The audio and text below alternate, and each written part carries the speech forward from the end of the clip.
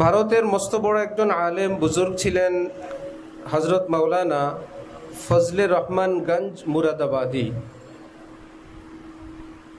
সেই যুগের শেখুল হাদিস, অর্থাৎ একটা সময় ছিল অনেক বড় হাদিস বিশারদ যারা অনেক প্রবীণ হতেন, কেবলমাত্র তাদেরকেই শেখুল হাদিস বলা হতো, তারাই শেখুল হাদিস হতেন। এই যুগে সব বক্তাই যেমন আল্লামা এবং অনেক শেখুল হাদিস, ওই যুগে এমনটা হতো না। এবং এত বড় বুজুর্গ ছিলেন, এটা হবে না,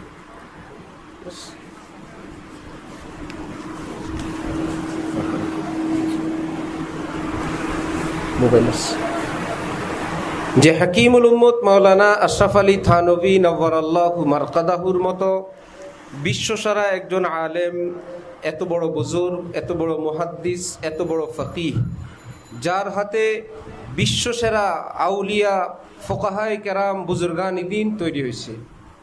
হাকিমুল উম্মতের হাতে তৈরি হয়েছে আল্লামা শাব্বির আহমদ ওসমানী, আল্লামা জফর আহমদ ওসমানী, হাকিমুল ইসলাম কারি তৈয়ব সাহ, যিনি দারুল উলুম দেওবন্দের প্রায় 60 বছরের মুহতামিম, মুফতি আজম পাকিস্তান মুফতি শফি সাহ, আল্লামা শামসুল হক ফরিদপুরি, হাফিজি হুজুর, পীরজি হুজুর, এত বড় বড় মানুষ তৈরি হয়েছেন হাকিমুল উম্মতের সোহবতে, দোয়া তাওয়াজ্জুহতে। সে হাকিমুল উম্মত একসময় সে ফজলে রহমান গঞ্জ মুরাদাবাদীর সোহবতে যাতায়াত করতেন। সেই বুজুর্গ বলেন, আমি যদি শবে কদর সুনিশ্চিতভাবে পাই, এ কারণ আগানোর মতো যদি একটু সুযোগ থাকে, ডানে বায়ে একটু যদি আমরা, গরম কষ্ট হবে, একটু স্বাভাবিকতার মধ্যেই একটু চেষ্টা করি, একটু, আল্লাহ আপনাদেরকে খুব পুরস্কার দান করেন। জি, যারা সুযোগ হয় একটু আগে আসেন, বসার চেষ্টা করেন। পিছনে একটু জায়গা কি বের হয়েছে না শুধু হরকতি হয়েছে? দেখেন তো, মাশাআল্লাহ। সেই ফজলে রহমান গঞ্জ মুরাদাবাদী বলেন, আমি যদি সুনিশ্চিতভাবে জানি আজকে শবে কদর, তাহলে সন্ধ্যা থেকে সকাল পর্যন্ত আমি একটা দোয়া করব, শুধুমাত্র একটা দোয়া করব, আয় আল্লাহ মুঝে নেক সোহবত মিল যাবে, আয় আল্লাহ আমি যেন কোনো আপনার ওলির সান্নিধ্য পেয়ে যাই। সারা রাত একটা দোয়া করবেন। বিষয়টা কি? জীবনেতে দোয়া হাজারও আছে, এই বিষয়টা এমন যে হজরত থানভী রহমতুল্লাহ আলাইকে ওনার খলিফা বললেন, কবি যে বললেন, এক জামানা সুহবতে বা আউলিয়া বেহতারা সদসালা তাআত বেরিয়া, যে কোনো কামেল আল্লাহওয়ালার সুহবত এবং সান্নিধ্য এক মুহূর্তের জন্য যদি কেউ পায়, তাহলে 100 বৎসরের বেরিয়া এখলাসওয়ালা এবাদতের চেয়েও বড় কিছু পেয়ে গেল। হজরত, এটা কি কবি তার কবিত্ব সুলভ আচরণের কারণে একটু বেশি বলে নাই? কোথায় 100 বৎসরের এবাদত, কোথায় কোনো এক আল্লাহওয়ালার মুহূর্তের সান্নিধ্য, এটা কি তিনি বড় বললেন? হাকিমুল উম্মত মাওলানা থানভী বললেন না। প্রশ্নকারী মুফতি শফি সাহেব রহমতুল্লাহ আলাইহি ছিলেন, বললেন না, শায়ের এবং কবি বেশি বলেন নাই, বরং কম বলছেন। বলার দরকার ছিল এক জামানা সুহবতে বা আউলিয়া বেহতার আজ লাখ সালা তাআত বেরিয়া। 100 বৎসর না, 1,00,000 বছরের চেয়েও বড় কিছু পেয়ে গেল। একজন বুজুর্গ হজরতওয়ালা করাচি রহমতুল্লাহ আলাইকে প্রশ্ন করছেন যে কেউ যদি পিতা মাতার দিকে শ্রদ্ধা ভক্তির সঙ্গে তাকায়, আল্লাহ পাক তাকে হজের মর্তবা দান করেন, হজের নেকি দান করেন। কেউ যদি কোনো আল্লাহওয়ালার দিকে তাকায়, সে কি পাবে? হজরতওয়ালা করাচি বললেন, কাবার দিকে তাকাইলে যে কাবার দিকে তাকানোর সওয়াব এবং মর্তবা পাবে, কোনো আল্লাহওয়ালার দিকে তাকাইলে সে কাবার মালিকের সঙ্গে সম্পর্কের নসিব হয়ে যাবে। আমার ভাই, আমাদের পীর ও মুর্শেদ, আজকে যিনি যাকে কেন্দ্র করে আজকে আমাদের এই আয়োজন, আপনাদের এই কষ্ট, হযরত ওয়ালা দামাত বারাকাতুহুম একবার বড় আফসোসের সঙ্গে বলতেছিলেন, বিশেষ করে ওলামায়ে কেরামের উদ্দেশ্যে, যে আমাদের হাতে সব কিছুর সময় আছে। পড়ার সময় আছে, পড়ানোর সময় আছে, রিচার্জ করার সময় আছে, বক্তৃতার সময় আছে, ওয়াজের সময় আছে, আন্দোলনের সময় আছে, লেখালেখির সময় আছে, সব কিছুর জন্য হাতে সময় আছে। কিন্তু কোনো আল্লাহওয়ালার কাছে গিয়ে নিজেকে আল্লাহওয়ালা বানানো, নিজের ইসলাহ করার সময় কারো হাতে নেই। ইমামে রব্বানি মাওলানা রশিদ আহমদ গঙ্গুহি রহমতুল্লাহ আলাই, যিনি যাকে বলা হয়তো যুগের ইমামে আজম, যাকে বলা হয়তো যুগের স্বামী, এত বড় বুজুর্গ ছিলেন। তিনি হাজি আমদাদুল্লাহ মুহাজির মক্কি রহমতুল্লাহ আলার কাছে নিয়মিত যাতায়াত করতেন এবং অত্যন্ত শ্রদ্ধা ভক্তির সঙ্গে, এতটা তিনি বলতেন, কোনো মজলিসে যদি আমার হাজি সাহেব থাকেন, সেই মজলিসে যদি বিশ্বসেরা আরও কোনো প্রাচীন প্রবীণ আল্লাহওয়ালা বুজুর্গানি দিন থাকেন, যারা অনেক বড় বড়, হজরত বলেন, আমি তো কেবল আমার হাজি সাহেবের দিকেই দেখতে থাকবো। হাজি সাহেব যদি তার বড়দেরকে দেখেন সেটা তার ব্যাপার, আমি তো কেবল আমার হাজি সাহেবকে দেখব। তার মানে যাতায়াত করতেন ঠেকার কারণে না, কতটা শ্রদ্ধা নিয়ে, কতটা ভক্তি নিয়ে। কেউ প্রশ্ন করলো, আপ কিউ গায়ে হাজি সাহেবকে পাস? আপনার মতন এত বড় এলমের গভীরতা আল্লাহ পাক যাকে দিলেন, আপনি কেন গেলেন হাজি সাহেবের নিকট? उत्तरी তিনি বললেন, हम हाजी साहब के पास इसलिए गए ताकि हमारी मालूमात मामूलात बन जावे। এমনি তো তর্জমা হলো যে ভাই, একটা হলো মিষ্টির নাম মুখস্থ করা, আরেকটা হলো মিষ্টি খাওয়া। একজন জানে 10 প্রকারের মিষ্টির নাম, মিষ্টি তৈরির পদ্ধতি, মিষ্টির মজা, মিষ্টির দাম, মিষ্টির ঠিকানা, এই কাগজে কলমে তার পুরা ডিটেলস জানা আছে। এই বলে কি ধরা যাবে তিনি এতগুলো মিষ্টি খাওয়াও হয়ে গেছে? মিষ্টির বিস্তারিত তিনি জানেন, কিন্তু মিষ্টি এখনো খান নাই। আরেক বেচারা অত কিছু জানেন না, তিনি 10 প্রকারের মিষ্টি খাওয়া শেষ। তো হযরত গঙ্গুহি বললেন, হাজি সাহেবের নিকট গেলাম কমানোর জন্য, জি, যে হাজি সাহেবের কাছে গেলাম, আল্লাহ পাকের খুশি কিভাবে হাসিল করা লাগে সেটা তো কিতাবে শিখলাম, কিন্তু বাস্তবে আল্লাহ পাকের মহব্বত হাসিল করার জন্য হাজি সাহেবের কাছে গেছি। কিন্তু আমাদের হযরত আলা একদিন আমাকে প্রশ্ন করলেন, বলো তো এর অর্থ কি? हम हाजी साहब के पास इसलिए गए ताकि हमारी मालूमात मामूलात बन जावे। এটা তো উর্দু 1-2 জামাতের ছেলেরাই তর্জমা পারে। হযরত আমাকে বললেন, এটার অর্থ কি বলো?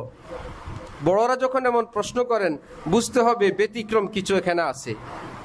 হযরত জবাবে একটু পরে বললেন, এর অর্থ হলো, হযরত গঙ্গুহি বলতেছেন, হাজি সাহেবের নিকট মানুষ হওয়ার জন্য গেছিলাম। মানুষ হইতে গেছেন। এই প্রসঙ্গে বলি, আরেকদিন আমাদের হযরত ওয়ালা দামাত বারাকাতুহুম খানকায় বলতেছিলেন, ওলি আল্লাহ হওয়া সহজ, বুজুর্গ হওয়া সহজ, মানুষ হওয়া কঠিন। আমাদের ধ্যান ধারণা আইডিয়ার বিপরীত একটা কথা। হযরত বলেন, আল্লাহ পাক অল্পতেই খুশি হয়ে যান। কেউ গুনাহ না করলে, সোজা মতো চললে আল্লাহওয়ালা হয়ে যায়। গুনাহ টুনা করে না, কান্নাকাটি করে চোখের পানি দিয়ে আল্লাহকে রাজি করে ফেলছে, আল্লাহওয়ালা হয়ে গেছে। কিন্তু মানুষের মতো মানুষ এখনো অনেকে হইতে পারে নাই। হযরত বলেন, মানুষ হওয়া কঠিন। সেদিন বুঝলাম, হাকিমুল উম্মত মাওলানা থানভী রহমতুল্লাহ আলাইহি যে বলতেন, কেউ সুফি সাহেব হইতে চাও, বুজুর্গ হইতে চাও, সুফি দরবেশ হইতে চাও, খলিফা হইতে যাও, যার যেখানে মন চায় যাও। হ্যাঁ, কেউ যদি মানুষ হইতে চাও, আসো, আশরাফ আলী তোমার খেদমতের জন্য প্রস্তুত। মানুষ বানানোর খেদমত করবেন হাকিমুল উম্মত। অপর জায়গায় হযরত থানবী বলেন, আগার ये इंसान इंसान हो जावे यही सब कुछ है। সমাজের মানুষগুলো যদি মানুষ হয়ে যায়, এটাই তার সব, জীবনে সব পাওয়া। और इंसान बनने का तरीक़ा ये है कि अल्लाह ताला से सही ताल्लुक़ पैदा हो जावे। আর মানুষ কাকে বলে? আল্লাহর সঙ্গে তার নিখুঁত, নির্দাগ, অমলিন, সুন্দর একটা সম্পর্ক হয়ে যায়, যার চলাও সুন্দর, বলাও সুন্দর, উঠা বসাও সুন্দর, চাল চলনও সুন্দর, পোশাক পরিচ্ছন্ন, স্ত্রী সন্তানের সঙ্গে সম্পর্কও ভালো, প্রতিবেশীর সঙ্গে সম্পর্কও সুন্দর, পার্টনারের সঙ্গেও ভালো, ক্রেতা বিক্রেতা একে অপরের সঙ্গে ভালো। এইরকম একজন সুন্দর মানুষ খুব কমই হয়। হিন্দি ভাষায় যে মানস বলে মানুষকে, যে আল্লাহওয়ালা বুজুর্গান দিন ব্যাপারে কেউ যদি কোনো বেশি তারিফ করতে যায় তো বেশি কি বলেন? ভালে মানুষ থে, তিনি একজন ভালো মানুষ ছিলেন। আমরা তো ভাবি এটা একটা ছোট্ট কথা, এটা কোনো একটা ব্যাপার হলো? ভালে মানুষ থে। হজরত খানকাহে একদিন হজরতের এক মুরিদকে বললেন, তোমার জামা কয়টা? হজরত 4-5টা। আচ্ছা, তোমার গেঞ্জি কয়টা? বলল 2টা হজরত। ও, গেঞ্জি প্রতিদিন গোসল করো, গেঞ্জি মনে হয় চেঞ্জ করো না, ওই আগেরটাকে আবার পরো। কেউ দেখে না তো, ওটা তো ভিতরে থাকে, জামা বাইরে থাকে, এই জন্য সেটা পরিবর্তন করা লাগে। গেঞ্জি তো গায়ের ভিতরে থাকে, গোসল করে আবার আগেরটা পরো, তো কেউ তো দেখে না। তাহলে তোমার স্ত্রী বেচারির এই ময়লা এবং ঘর্মাক্ত গেঞ্জির গন্ধে তার কষ্ট হয়? হজরত বললেন, আমার মন চায় একজন বুড়ি মহিলা ঠিক করি আমার পক্ষ থেকে আমার মুরিদদের বাড়িতে বাড়িতে গিয়ে খোঁজ নিবে যে আপনার স্বামীর দেহের গন্ধে, মুখের গন্ধে আপনার কি কোনো কষ্ট হয়? গেঞ্জির গন্ধে কি আপনার কোনো কষ্ট হয়? যাদের ব্যাপারে ইয়েস রিপোর্ট আসবে, হ্যাঁ আমার ভীষণ কষ্ট হয়, হজরত বলেন মন চায় এগুলোকে খানকায় নিয়ে এসে কঠিন শাস্তি দেই। যে এখানে এসে তো আল্লাহর মহব্বতের সবক খুব দেখায়, অথচ আল্লাহর বান্দিকে অহরহ কষ্ট দিয়ে গুনাহে কবিরা করতে থাকে। ওই যে ভালো মানুষ কঠিন, যে নিজের মুখের গন্ধে, নিজের দেহের গেঞ্জির গন্ধে আল্লাহর বান্দিকে কষ্ট দেয়। একজন জেন্টলম্যান বেচারা হজরতের মুরিদ, দীর্ঘকাল আসে না, আসছে তো অনেক দিন পর আসছে। আসার পর বললেন যে হজরত, আমি আপনার কাছে বায়াত হওয়ার পর আমার স্ত্রী আমাকে দেখতে পারে না। হজরত বললেন, তোমার যে মানচিত্র পরিস্থিতি, দেখার মতো অবস্থাও তো তোমার নাই। কি ব্যাপার? বাবরিও রাখছে, দাড়ি আছে, সব উলুল ঝুলুল, এলোমেলো, টুপি ময়লা, জামা কাপড় ময়লা, সব অগুছানো শরীরের। সেই বেচারি কেবল নাকি বলে, আমি যার কাছে বিবাহ বসছিলাম আমার সেই লোকটা কই? আমি তো এই রকম লোকের কাছে বিবাহ বসি নেই। হজরত বলেন যে তার দোষ না, তোমার দোষ। তুমি এখন থেকে অফিসে যাবা সুন্দর পরিচ্ছন্ন জামা পরে, এবং হাদিস শরীফে আছে মান কানা লাহু শারুন ফালইউসলিহু, যার চুল আছে, দাড়ি আছে, সে যেন সেটাকে যত্ন করে রাখে, তেল দেয়, আঁচড়ায়। এত ব্যস্ত পেয়ারা রসুল সাল্লাল্লাহু আলাইহি ওয়াসাল্লাম থাকতেন, এত সত্ত্বেও নবীজির সঙ্গে সব সময় চিরুনি থাকতো, মাথার কাছে আয়না থাকতো, চিরুনি থাকতো। হজরত বললেন, ভাই মাথায়, চুলে, দাড়িতে শ্যাম্পু দাও, সাবান দাও, ভালো কোনো উন্নত মানের তেল দাও, পরিমাণ মতো রাখো, এক মুষ্টি, তারপরেরটা কেটে ফেলো, গুছ গাছ করে আশ্রয়া রাখো। এবার হজরত বলেন, অফিসে যাও শানদার পরিষ্কার পরিচ্ছন্ন পোশাক পরে, বাসায় আসার জন্য আবার আলাদা সেট ব্যাগে করে নিয়ে যাবা, এটা বাসার নিয়তে পরে আসবা। একদম টান টান ইস্ত্রি করা, জামা সুন্দর, পায়জামা সুন্দর, দাড়ি চুল সুন্দর, মুখে ব্রাশ করা, মেসওয়াক করা, খুশবু কোনো গন্ধ আসবে না। আর দেহে খুশবু ব্যবহার করবা যেটা তোমার স্ত্রী সাপোর্ট করে, এমন তোমার পছন্দ মতো না, যে কঠিন কোনো আতর ব্যবহার করলে আমার মা বোনরা সবাই সহ্য করতে পারেন না। হজরত বললেন, বাজার থেকে কয়েকটা নিয়ে আসো, এসে ওনাকে জিজ্ঞাসা করো কোনটা তোমার পছন্দ লাগে, সে যেটা সাপোর্ট করবে সেটা তুমি বাজার থেকে খরিদ করো, বাসায় আসার সময় এমনটা ব্যবহার করো। অল্প কিছুদিন পরেই জানা গেল মাশাআল্লাহ বাসার অবস্থাও পরিবর্তন হয়ে গেছে, যে এমন হুজুর ঠিক আছে। তাহলে বিষয়টা কি ওই বেচারের ছিল না আমার ছিল? ওলি আল্লাহ হওয়া সহজ, মানুষ হওয়া কঠিন। ঢালকানগর খানকায় হযরত ওয়ালা দামাত বারাকাতুহুম কথা বলতেছিলেন, আমি ছিলাম, আর কেউ না, একা। তো পাশে একটা ফার্নিচার কারখানা, তারা তাদের কাজ করতেছিল। ফার্নিচার কারখানায় আওয়াজ, মাশাআল্লাহ হযরত তশরিফ নিয়ে আসছে।